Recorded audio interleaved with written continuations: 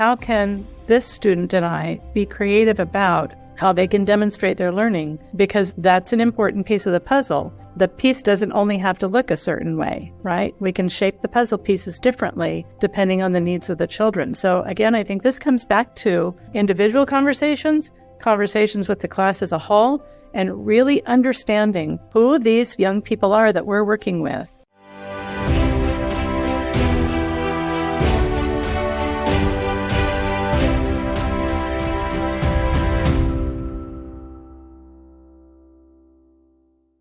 I would like to, from what you just shared about having those skills, and if you're a leader, what are some of the skills that you want to teach? So managing time, right? Time management and curfews or guidelines, whatever that might be, or assignment completion in our classrooms. So what are some of the effective strategies teachers can use to monitor and limit the screen time? So when we have tablets in school, that they're not misused and children, or I keep saying children myself, but students are able to stay focused. How can teachers create skills that are lifelong in this area?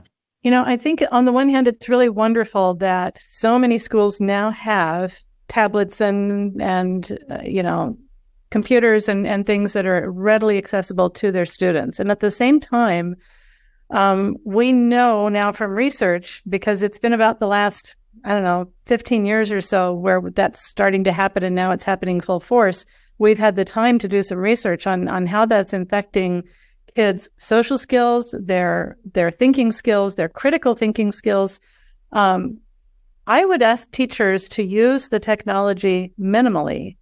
And I know people are like, what? It's so amazing. We can just push a button and there's the information. And yet, kids need to be able to be tactile in their learning, because the learning stays with them longer when they've done something rather than when they've just copied and pasted or written something on a PowerPoint or whatever. When they've created a physical project, when they've made a real poster, all the things that they're doing tactily, and you as a Montessori teacher probably are just like, oh, of course, we always knew this. Those of us who didn't have the benefit of Montessori structure growing up, as a teacher, I had to become more aware of this. The more you do physically, the better you remember what it is that you're trying to learn. And so I would say use technology as minimally as possible. You don't have to go back to using an overhead projector, but ask the kids to create a poster, ask them to create a model, ask them to go outside and have an experience, or bring in materials that they can have an experience in the class. Bring out the math manipulatives. Help them understand conceptually what they're learning in math, because then the higher level math that they get later on will make so much more sense. And their learning will be more concrete for them. And so I think we as adults have a responsibility, because the kids don't have the executive functioning system to maintain the structures that they need so that they don't get too much exposure to technology and screen time. So we as teachers need to work with parents to say, here are the ways we're going to use technology at school. Yes, it's really helpful that you can turn in an assignment online, and we're still going to do hands-on projects, and maybe I use the computer to have you write an assessment of your learning and turn that into me so that you're practicing your writing skills, and creating a written experience that way involves a critical thinking process as well. So how can we mix things up so that we're combining technology with what you might call old-fashioned learning styles, so that the kids' learning is more holistic, so that they're learning different kinds of skills and different ways of thinking and doing? I think that's really important. And then letting parents know, here's what we're going to try to do to limit screen time and help kids use it productively. And here's what you can do at home, because parents may not be aware of the research. I think it's imperative that we be aware of the research and tell parents, here's what we know. Here are some things you can do to help your child understand that there are boundaries to be set around this technology use. And here's how we can do it. And that means at home, you need to have activities that your child can do, or send them outside to play, have games or craft activities and cooking activities or whatever it is that you can do, so that not everything they do at home is locked into a screen of some sort. So I think that addresses the screen issue. I don't know if I've addressed that sufficiently. And the time management piece. The time management is very, very, because now, of course, sometimes the screen time or other activities adds to not staying on task, getting the homeworks done, or studying for the test. We can help kids with time management by, I think, having conversations with them about the time that they have at home. So one of my awarenesses as an education professional and a parent at the same time is that what we do to kids, we would never do to ourselves. We ask them to come and spend 6 to 8 hours a day working and learning and using their brain. And then especially by high school, and if they're in advanced classes, this can get really out of control. We ask them to come home and do another 5 to 6 hours of work. And as a parent, watching that happen to my children, who also had outside activities that were important to their development and their enjoyment of life, when my child is up until midnight regularly, keeping up with the homework, that's out of balance. And so I think it's really important that we structure our teaching to be, I think, more tactile so that kids learn the concepts more readily. You don't have to do 100 problems. If you can do 5, I know you get the concept, and I don't need you to go home and do 50 more. If you can read a part of this book, and we're going to spend a lot of time reading here, then I need to talk to my students about how much time they have for reading at home. And kid A might have the skills to whip through that book in a couple hours, and kid B might really struggle with reading, and they struggle to get through a couple of chapters. What's the goal of the learning? If I want them to read this novel, this book, whatever, this chapter of the textbook, what's the goal? What are some different ways they can learn and demonstrate their learning? And how much time is it really going to take? So I need to listen to kids and say, how much time does it take you to do this, student A? Student B, how much time does it take you? And get some perspective from a large group of kids about what I'm asking from them outside of my class. And then I think the kids who are struggling with that, things are not getting turned in. I don't know why that is. Again, I don't want to assume that you're trying to be bad or disrespectful or anything else. I want to know what's keeping you from getting your work done. So again, an opportunity for a private conversation. What is this child expected to do at home? What's their life like? And what time do they have? So how can this student and I be creative about how they can demonstrate their learning? Because that's an important piece of the puzzle, but the piece doesn't only have to look a certain way, right? We can shape the puzzle pieces differently depending on the needs of the children. So again, I think this comes back to individual conversations with the class as a whole, and really understanding who these young people are that we're working with so that they are the first priority, not the subject matter I'm trying to teach. Because when they feel that they're a priority, they'll be more willing to try to get this other curricular stuff done, or at least demonstrate some piece of it to the extent that they can. Does that make sense? Finding a way, what you said about, taking a survey of different groups to see how long it takes to get the homework done, because perhaps some students need things broken down further. So looking at what we need to cover, how we're going to cover it, being creative, breaking tasks down, and also pairs. I don't even know if that's even an option in certain classrooms. Right. Pairing them with one another, inviting group sharing, because chances are there'll be conversations, there'll be discussions. If someone is behind or ahead, they're going to be able to support one another. And I appreciate the management skills, time management skills that you spoke about. First, it starts with us on making sure the expectations are age appropriate, developmentally appropriate. We're covering the topics at school and not expecting students in class quickly sharing something. Children are learning through all of their senses, and just auditorily just telling them this needs to be done, this needs to be done. students sometimes miss 5 or 6 things in that big conversation that's so rapid because we're out of time. They might go home and they're confused, and they more further confuse themselves when they get home because now they're upset that they don't remember what was supposed to have been done. Yeah. So just looking at that brain development, the self-regulation piece. And I think as teachers, we have the right outcome in mind, and perhaps we, with parents and our administration, come up with strategies so that we could spend our time, create clarity, give that information. And I know this is a lot for teachers. I know there is a lot because there is a lot of paperwork afterwards. Yeah. So not to be discouraged, but maybe finding creative ways to teach most information at school so they have downtime at home. They're not doing 6-7 hours of homework at school, and then they're missing out on this social development and family time. Because sometimes what we talked about in the earlier episode about things that students can do at home, they have expectations at home. Right. Expectations from school. And you said it's been unfair in where our children are, our students are at this time. Mm-hmm. They are very busy. Where is this time to be that? You talked about boredom earlier. How can students just be? Yeah. And when they escape on social media, to find a way to sort of relax. And then, so, just creating some moments at home, creating some moments at school. Yeah. Children to just understand all that information that's thrown at them.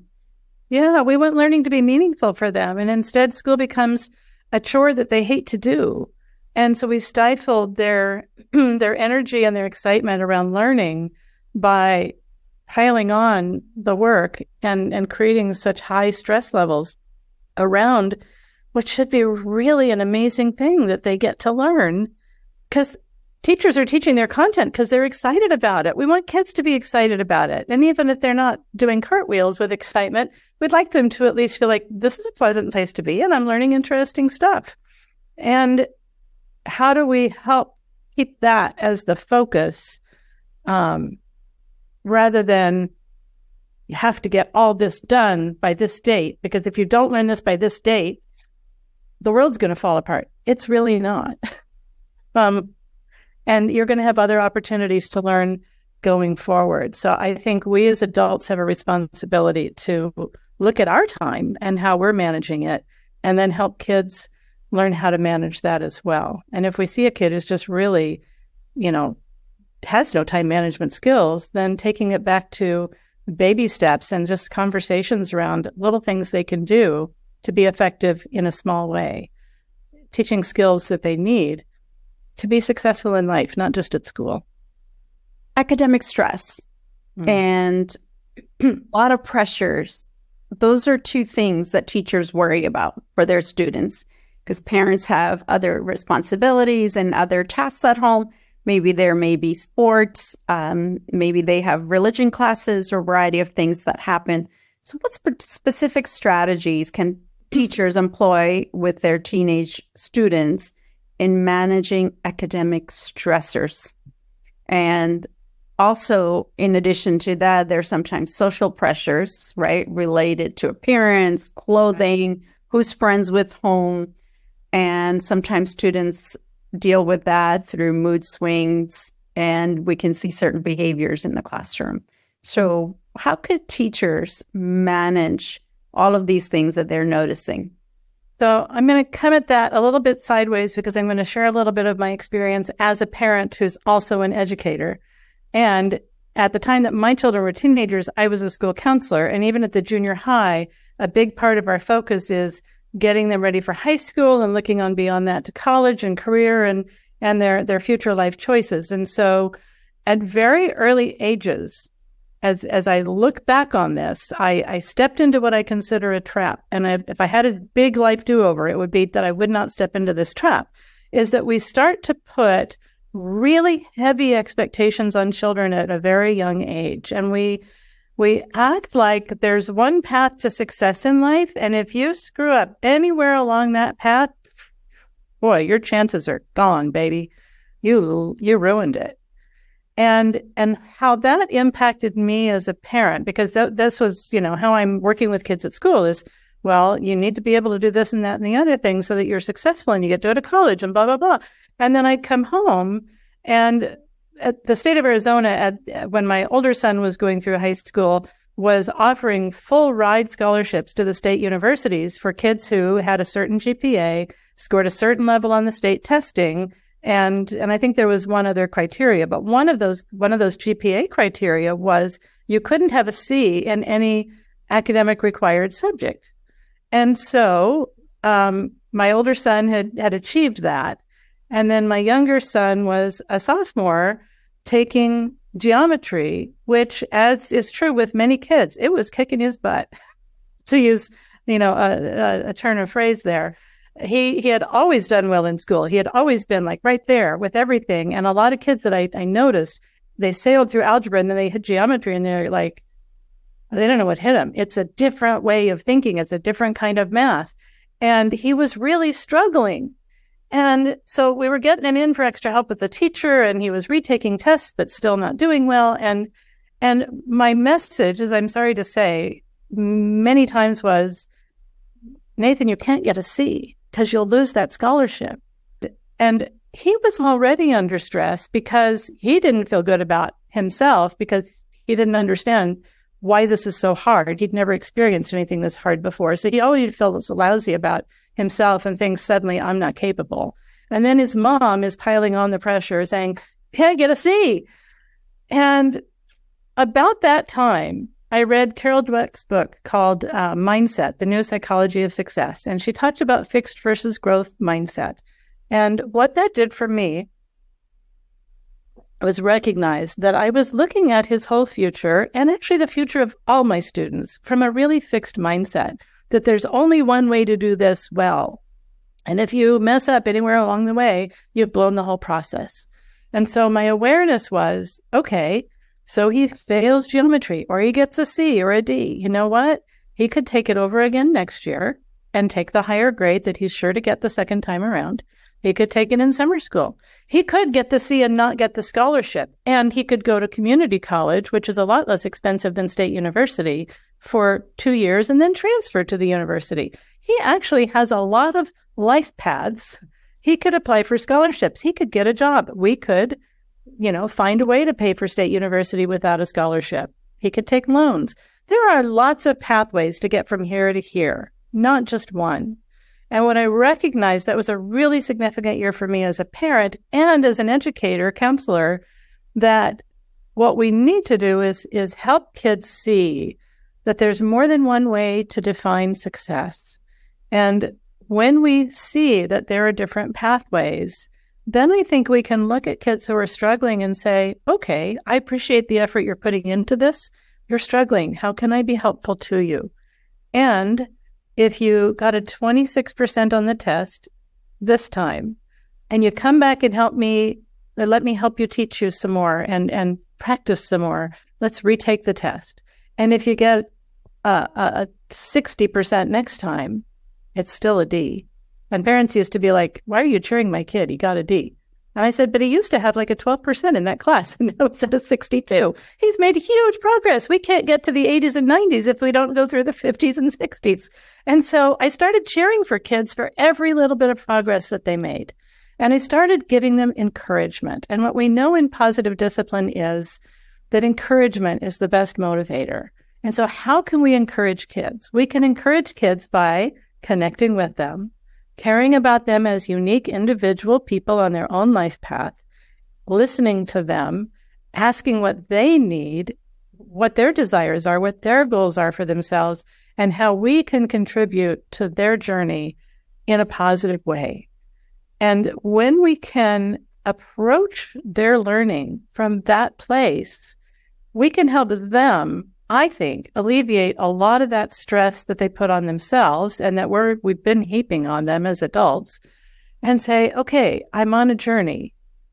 There are a lot of paths on my journey. Which one am I taking now doesn't mean I have to stay on that path. I can change paths anytime I decide to, because hopefully I'm going to live another 70 or 80 years. And I got a lot of opportunity in 70 or 80 years to do what I want to do with my life. And so I think if we as educators and parents can help kids approach challenge that way, when we're in a growth mindset, we see as a challenge as an opportunity to learn. And we see failure as an opportunity to learn. Okay, what did you learn? What do you want to do differently? Anything? No, I learned this isn't important to me. I don't want to do any more of that at all. I want to go this way instead. Wow, that's really important.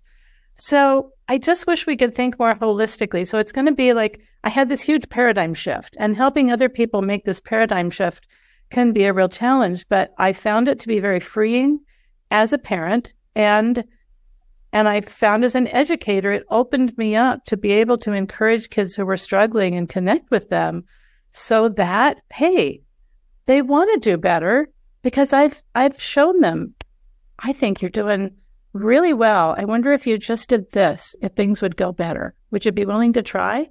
And so I'd get them to try, and they'd be successful and say, oh, I can do more than I thought I could. Well, then would you be willing to try this? Okay. Oh my gosh, look what I did this time. So kids who have been used to failing almost everything at school, passing everything at school, even if it's with C's and D's, oh my gosh, that's huge. And we would celebrate that. And so I just think we need a big paradigm shift around the whole goal-oriented thing that the cesspool that we've gotten ourselves into, even though it looks glorious from the outside, when we dig deep, it's not so glorious. We need to rethink how we're approaching education and learning and goal setting for kids.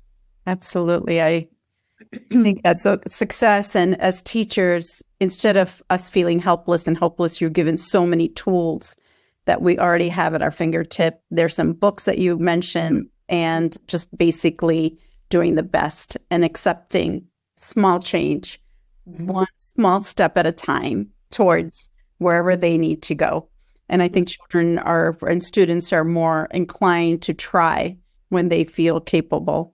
Encouraging, and for teachers to know that there are tools out there. There's not a way to just get frustrated at this moment and say, I'm not doing a great job, because as teachers, changing one child's life or supporting one child, you're changing the trajectory, and what a gift that teachers give to the students. In lifelong learning. If you like the content of this video, please don't forget to follow. And also, if you want more information, visit the website, Yogi Patel, TTE.com.